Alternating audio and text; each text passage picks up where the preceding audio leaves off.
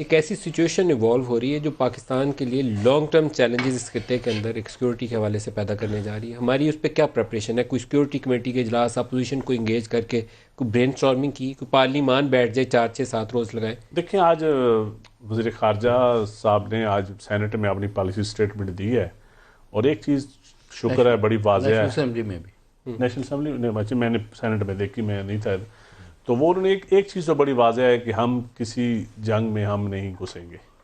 हम अपने जिस तरह माजी में होता रहा है, पाकिस्तान इस्तेमाल भी हुआ है अफ़गानिस्तान वाले मामले में, रशिया और अमेरिका के मामले में, और अब हमने फ़ैसला किया है कि हम इस खित्ते में को बिल्कुल जिस तरह हमें रहना चाहिए पाकिस्तान को एक अपनी सॉवरेनिटी के अंदर। और मेरे ख्याल में बड़ा क्रिटिकल सिचुएशन है, और शायद इससे पहले इतनी क्रिटिकल खुदा न खासा अगर इससे आगे कुछ मामलात होते हैं तो पता नहीं क्या होगा। बहरहाल पाकिस्तान को तो गैर जानबदार ही रहना पड़ेगा, कोई दूसरी ऑप्शन नहीं है।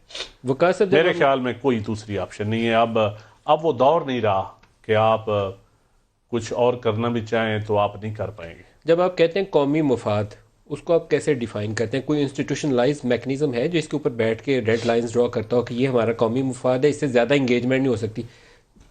जहाद अफगानिस्तान के दिनों में उस वक्त भी कौमी मुफाद था, 9/11 के बाद जनरल मुशर्रफ ने जो कुछ किया वो भी कौमी मुफाद था। आप इसे कुछ तो बताएं ना कि पाकिस्तान के मुफादात में क्या चीज़ें सूट करती हैं। अब 2 180 डिग्री मुतज़ाद फैसले थे दोनों से। देखिए, दोनों मुतज़ाद फैसले थे। एक मौके पे आपने मुजाहिदीन बनाए भी है, फिर इस्तेमाल भी हो, फिर उन्हीं को तालिबान अमेरिका ने कहा। अब ये मैं समझता हूँ इस वक्त जो सूरत हाल है, पार्लियामेंट भी है, नेशनल सिक्योरिटी के इदारे भी हैं, नेशनल सिक्योरिटी कमेटी भी है, डिफेंस की कमेटी भी है, और PM भी हेड करते हैं। मैं समझता हूँ सारी पोलिटिकल पार्टीज़ को ऑन बोर्ड हो किस वक्त। ये एक ऐसा इशू है कि ये उन इशूज़ की तरह इतना सादा नहीं है। इसमें बहुत सारे इश्यूज इन्वॉल्व हैं, इसमें बहुत सारी चीज़ें इन्वॉल्व हैं, इसमें पाकिस्तान के अपने लोगों का एक सेंटीमेंट है, वो भी आपको सामने रखना पड़ेगा।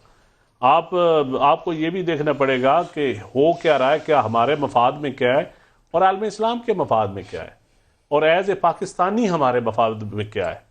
ये सारी चीज़ें देखनी पड़ेगी।